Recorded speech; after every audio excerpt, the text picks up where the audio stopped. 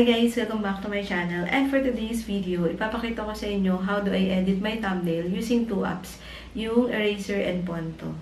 So, yung Eraser and Ponto, da-download nyo naman siya kung iPhone nyo or kung Apple yung gamit nyo. So, mada-download nyo siya sa App Store. And then kung Android naman, sa Play Store, mada-download nyo siya. So, yung Eraser,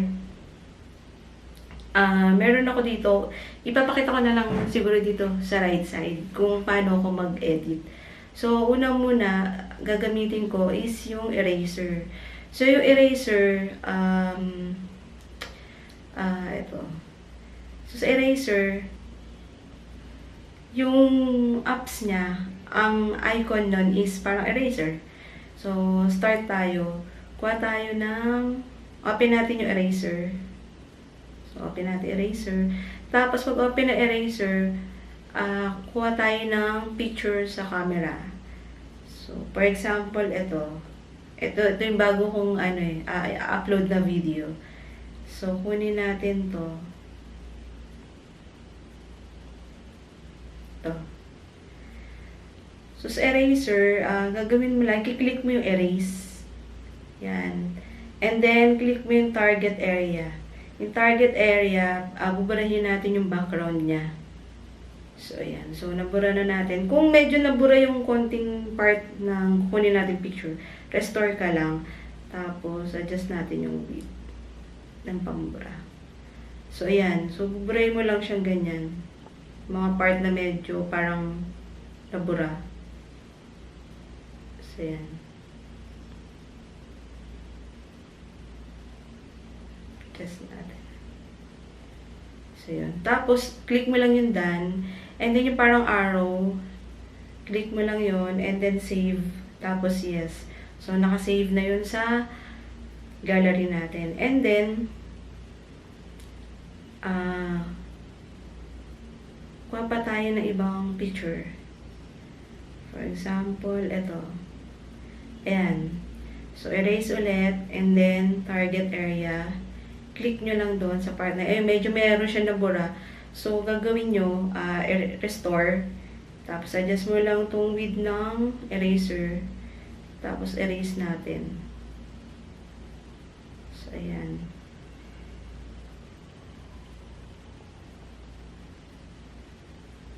Ayan siya. Tapos, click nyo lang ulit yung done. And then, yung arrow. And then, save. So, yes. So, nasa gallery na rin siya. And then, after nyan, check natin sa gallery. So, ito na siya. Ayan yung sinave natin. Saka, ito. So, kung mapapansin nyo, iba na yung background niya. So, white na yung background niya. Tapos, kuha pa tayo na isa. Kuha pa tayo na isa sa eraser. So, kuha tayo ulit. Ito naman isa. Yan. So, erase natin yung target area. So, meron lang part na, kung gusto nyo makita kung merong part na parang nabura, so, click nyo lang yung target. Ayan. Tapos, adjust nyo lang yung width ng eraser. Meron ako napansin ito sa may daliri. Ay, undo natin. Masyadong malaki. So, lilitan ko lang. So, ayan. Ayan. So, done. Tapos, save. Tapos, yes. Okay. And then, so, nandun na yan lahat yan sa gallery. Ito siya. Ayan. Ayan. Ayan. And then, punta tayo sa Ponto. Yung Ponto naman is, yung pinaka-icon niya is, parang meron siyang pencil na letter P, tapos background niya red. So, ayan. Punta tayo dyan. And then, dito, click mo tong parang camera. Tapos, take photo or photo albums, nakalagay dyan, plain image. So, punta tayo sa plain image. Tapos, click natin tong white. And then, use. Kung ayaw mo ng plain, pwede ka rin namang mag-add ng image dyan. So, kuha tayo ng image. Kaya gusto natin background. Meron ako dito mga blank na For example, ito. Kunin natin. So, yan. Tapos, click mo lang, may lalabas dyan, size, tilt, move, alpha, remove. So, size. So, adjust natin yung size. adjust, yan. And then, pwede ka mag-add na ng mga picture. So, add tayo ng picture. Add natin ito. Yan. Ayan din, ganun din. Click nyo lang yan, ma-adjust nyo na yung size nyan. May size, width, tapos height. So, ayan. Lagay natin. Add ulit tayo ng image. So, kuhanin natin to. Kunin natin to. Yan.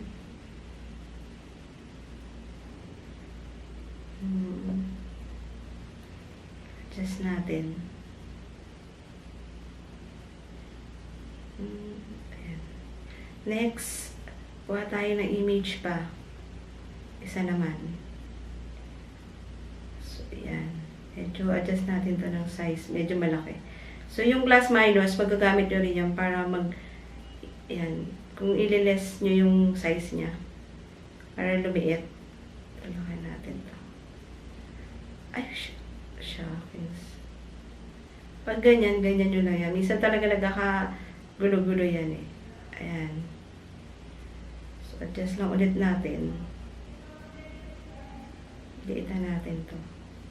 Oh, shoot. Pag ganyan, click-click nyo lang. Then, urong natin to. Ayan. So, yan. So, ito, urong natin. Tapos, pwede kayong mag-add ng text. So, click nyo lang dito, nakalagay add text. So, for example, how to remove my makeup. Sa font, pwede rin, click nyo lang yung font, pwede na kayo mamili ng mga font. Ayan. So, pili tayo ng font.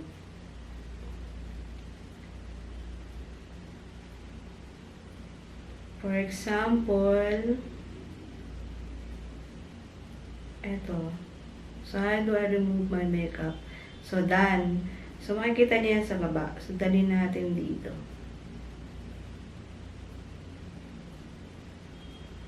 Adjust natin.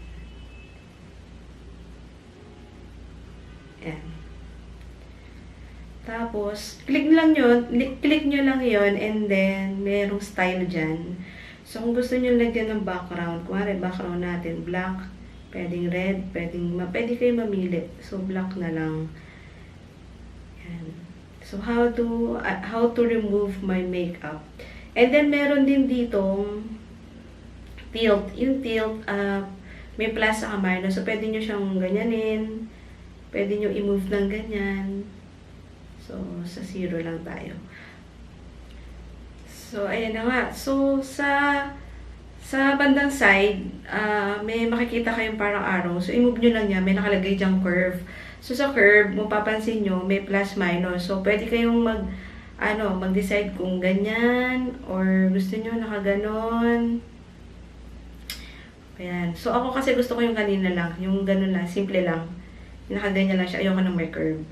So, ayan. And then, sa font, pwede nyo rin pala siyang multi-color. So, punta ka lang sa style. Punta ka sa style. And then, may makikita ka dyang create color pattern. So, mag-add ka ng color dito. So, ayan. Gawari, orange yan. Tapos, ito, pink. Tapos, ito, yellow. So, magiging ganyan ng itsura niyan. Pero ako kasi gusto ko yung kanina, lang, puro lang siya white. So, color pattern, ayoko ng ibang color. So, yan. Nasa iyo naman yan. Kung anong gusto mo i-decide na color. So, yan. Ay, meron pa. So, balik lang natin. So, white din. So, yan. Done. So, yan. Yan, tapos na tayo. So, ang gagawin mo lang, meron ditong parang arrow na square sa side, sa baba, sa lower. So, kiklik mo lang yon, and then gagawin mo, save image.